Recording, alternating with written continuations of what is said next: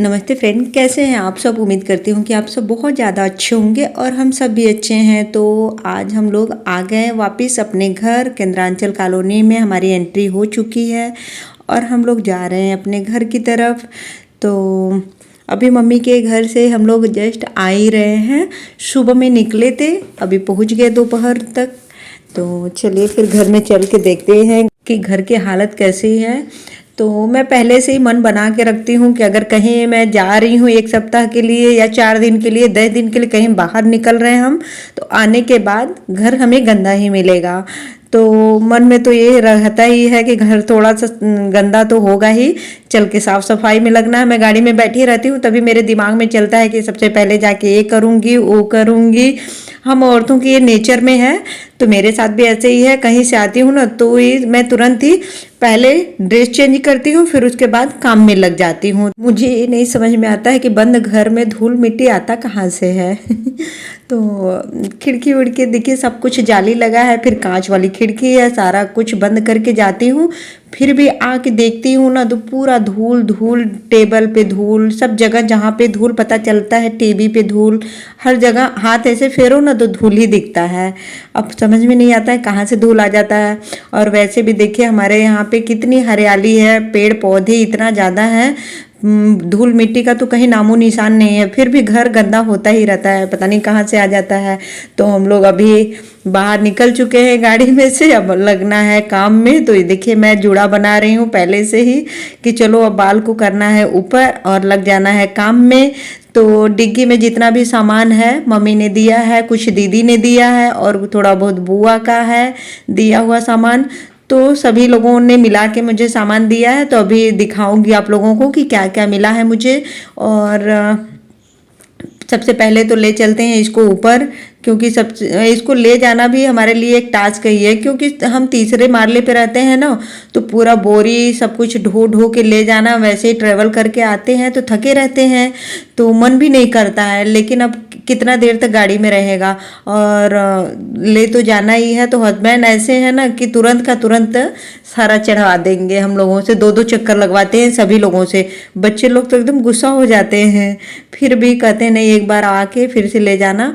तो हस्बैंड अभी डिग्गी में से ना सारा सामान निकाल निकाल के सीढ़ी के पास में रख रहे हैं, और जिससे जो उठते बनेगा वो ले लेके अपना जाएगा। और मैं भी अपना पकड़ रही हूँ। तो हस्बैंड बोल रहे हैं कि कहाँ चल दी, अभी रुको, जैसे मैं बोलूँगा वैसे लेके चलना, जैसे जैसे जिसको बताऊँगा वैसे लेके चलेगा। मेरे हिस्से में सबसे ज़्यादा काम है, मुझे खाना भी बनाना है, पूरा डस्टिंग करना है, झाड़ू पोछा करना है। अभी सब लोग नहाएंगे, वैसे भी ना टाइम हो रहा है 2 बजे का और सभी लोगों को लगी है भूख। रास्ते में हम रुके थे एक जगह पे, तो 2 रोटी में हस्बैंड, मैं और बाबू तीनों लोग खा लिए। परी तो खाती नहीं क्योंकि उसको वॉमिटिंग का थोड़ा प्रॉब्लम है, गाड़ी लगता है ना तो नहीं खाती है।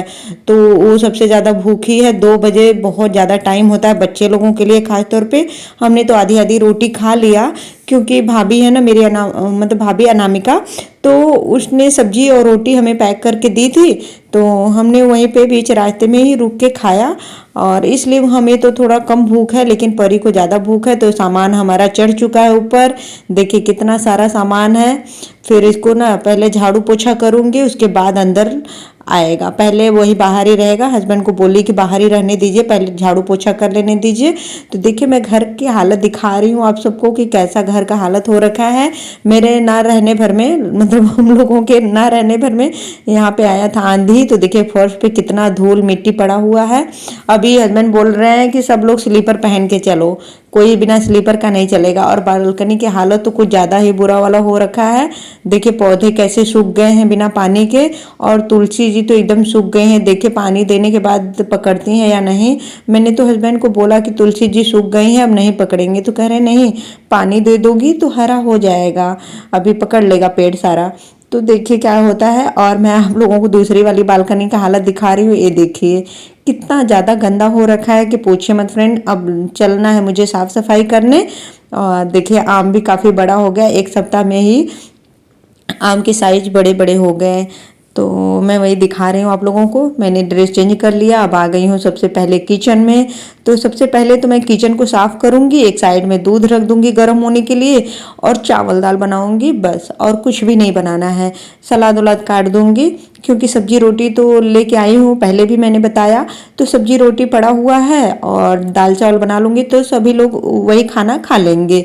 और फिर उसके बाद चावल दाल चढ़ाने के बाद मैं चली जाऊँगी झाड़ू पोछा करने, और हस्बैंड बच्चे लोग सब लोग नहा धो रहे हैं, एक एक लोग बारी बारी से।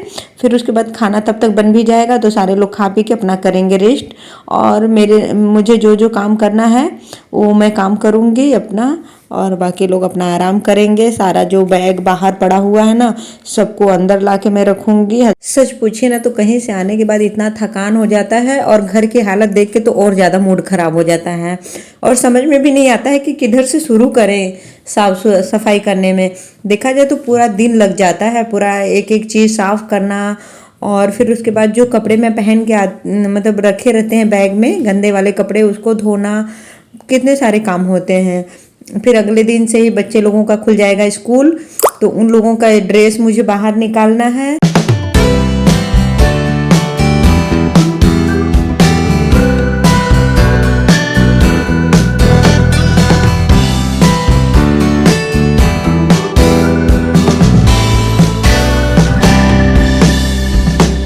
हस्बैंड ना जब तक नहाए नहीं हैं तब तक तो दो चार काम करवा देंगे। जैसे ही नहा धो लेंगे और खाना खा लेंगे तो उनका हो जाएगा आराम टाइम। फिर उसके बाद जब सो जाएंगे ना तो आप चाहे जितना मर्जी बोलते रहिए लेकिन सुनेंगे ही नहीं।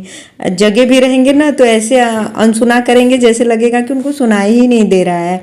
कुछ काम बोलती हूँ ना तो बस इस तरीके से बोलते हैं। कभी कभी तो हंसी भी आती है, कभी गुस्सा भी आता है इनके हरकत पे।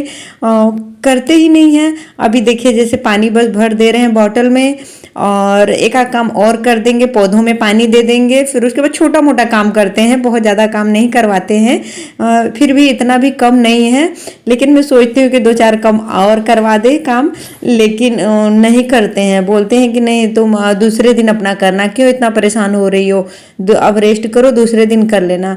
खुद तो करते नहीं है और मुझे भी मना करते हैं कि अरे परेशान नहीं हो, रेस्ट करो, फिर अगले दिन कर लेना। पर मेरे साथ ऐसा है ना कि मैं सोचती हूँ कि जो काम पड़ा है उसको फिनिश कर लूँ, फिर उसके बाद रेस्ट करूँ। ये अच्छी आदत है या बुरी आदत है मुझे नहीं पता, लेकिन मैं जो शुरू करती हूँ उसको मैं सोचती हूँ कि ख़त्म कर लूँ तभी आराम करूँ। नहीं तो फिर मेरे दिमाग में ना पूरे दिन वही काम ही चलता रहता है कि अभी मुझे ये काम करना है, तो मुझे रिलैक्स फील नहीं होता है जब तक मैं पूरा काम को फिनिश ना कर लूँ। तो ये डेली की मैं बातें कर रही हूँ, डेली में ऐसे ही होता है मेरे साथ। पूरा काम फिनिश करने के बाद ही मैं रेस्ट करने को जाती हूँ, नहीं तो पूरा दिन ऐसे ही लगा रहता है। छोटा मोटा काम तो दिन भर ही करती रहती हूँ।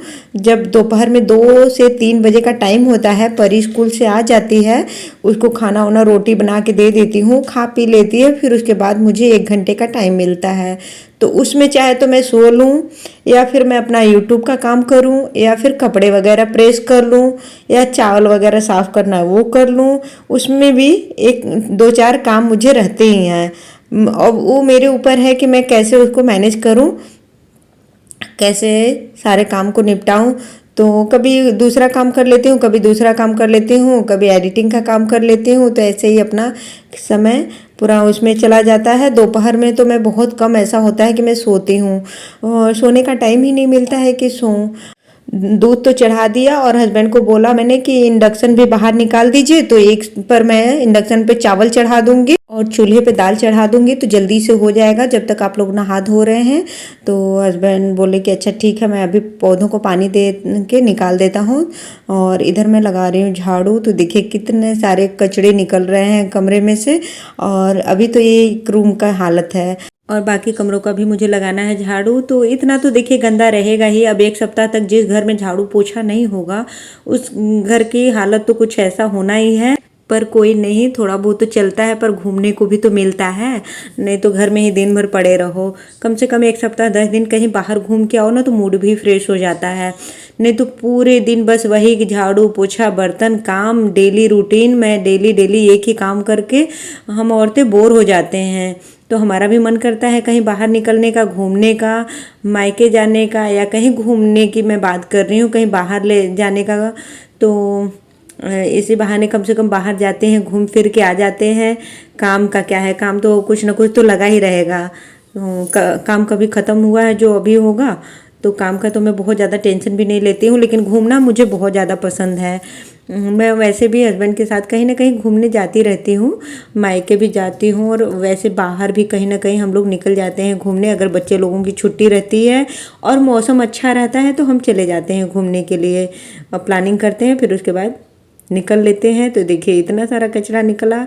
बाकी सब कमरों का तो मैंने झाड़ू लगा दिया, बस अब लगाना है पोछा। तो मेरा चावल दाल भी बीच में बन गया, मैंने बना लिया चावल दाल। अब बस मैं नहाऊंगी झाड़ू पोछा करके, बाकी लोगों का तो नहाना धोना हो गया। मेरे हस्बैंड बोल रहे हैं कि पोछा नहीं लगाओ अनीता, घर तो झाड़ू लगाने से ही साफ़ हो गया। हम कहीं नहीं, बिना पोछे का चलेगा नहीं, पोछा नहीं लगाऊंगी ना तो बच्चे लोग बिना स्लीपर का चलेंगे तो फिर वो मिट्टी धूल सब चिपकेगा, चादर में जाके लगेगा। इससे अच्छा कि मुझे पोछा लगा देने दीजिए। और मेरा एक दिन भी बिना पोछे का चलता नहीं है। इस टॉपिक को लेके तो कई बार मेरा हस्बैंड से बहस भी हो जाता है। वो बोलते हैं कि सिर्फ झाड़ू लगा दो, पोछा नहीं लगाना। खास तौर पे ठंडी के मौसम में तो आए दिन कुछ ना कुछ कहा सुनी हो ही जाता है। कहते हैं कि झाड़ू सिर्फ लगा दो, ठंडी में पोछा लगाने की ज़रूरत नहीं है, क्यों परेशान होती हो। कि नहीं, मुझे ठंडी नहीं लग रही है, मैं पोछा लगाऊंगी ही।